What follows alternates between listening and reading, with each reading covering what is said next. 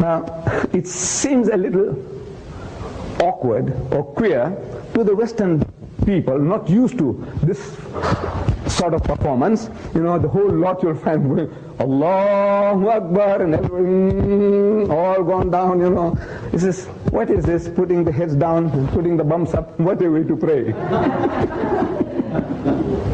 Now this is the human mind. You can't help it. You can't help it because you haven't done it. You see? I said, you know, this is how all the prophets prayed. And when I say that, people get the shock of their lives. I said, this is how all the prophets prayed.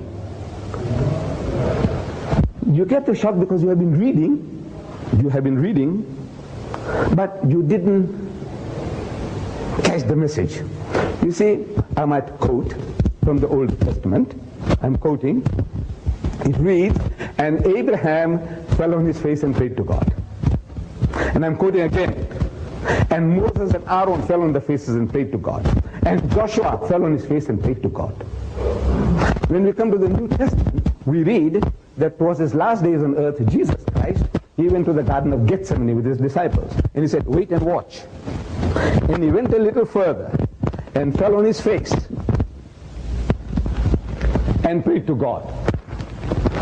Oh my Father, if it be possible, let this cup pass away from me, meaning remove the difficulty from me, but not as I will, but as thou wilt. What did he do? He said, wait and watch. And he went a little further and fell on his face and prayed to God. Am I quoting correctly? If anybody knows your Bibles, and fell on his face and prayed to God. I'm asking, how does a man fall on his face and pray? Except the way we Muslims do. Can a circus acrobat do anything better than that? No. But you see, the modern gentleman, with apologies, the modern gentleman is more worried about the creases on his trousers than humbling before God. He wants to sit right on his backside, and he's telling God what to do. And little wonder God is not listening. So he's wondering whether God is deaf or he's dead. I say he's neither deaf nor dead. See, there is a means of approach that the spiritual physicians of mankind, Abraham, Moses, David, Jesus, Muhammad, they all set as an example which we should do well to follow. But of course we are better than they, aren't we?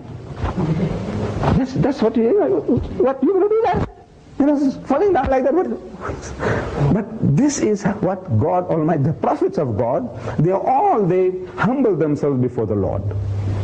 Now skeptics might tell us, skeptics, you know, our materialistic friends, they say, look, does God need that? Is he hungry for that? I says, no, he doesn't need it. But I say, you need it. We need it. Psychologists, they tell us that our bodies are more directly under our control than our minds. If you can humble the body, you can humble the mind. That's what the psychologist says. You know, for example, let me give you an example, a very crude example. I want some 50 cents from you, 10 cents, 50 cents from you. So I come to you, you know, very humbly, you know, madam, you know, I'm hungry for 3 days, I haven't eaten. Please, if I can have 50 cents. You see, I might be putting up an act. And once you do that, you know, even genuine tears can come out of your eyes. My God, I tell you, you know, if you try and put your heart and soul into it, I need that 50 cents from you. You know, please, you know, my children are hungry. And I can shed genuine tears. Not glycerin tears, what you see in films. You know. Genuine tears can come out. You know, you put your heart and soul into what you are saying, because now, this body of yours, you can make it to do anything. And while you're doing that, the mind also falls in tune. So if you humble the body, you can humble the mind. And this is what the spiritual physicians of mankind, they did. Abraham, Moses, Jesus, Muhammad. But now, we don't want to do that. We don't want to humble ourselves. So today now, the Americans are going to the Hindus to learn what they call transcendental meditation. A word 2 yards long. They're learning from the Hindus. And they're paying through the noses in the process for learning transcendental meditation. I said, you know, this is the common property, the common birthright of every Jew, every Christian, every Muslim, if they only followed in the footsteps of their own prophets. But since you have lost touch with the teachings of your own prophets, now you have to go to the Hindus and learn transcendental meditation and pay through your noses in the process.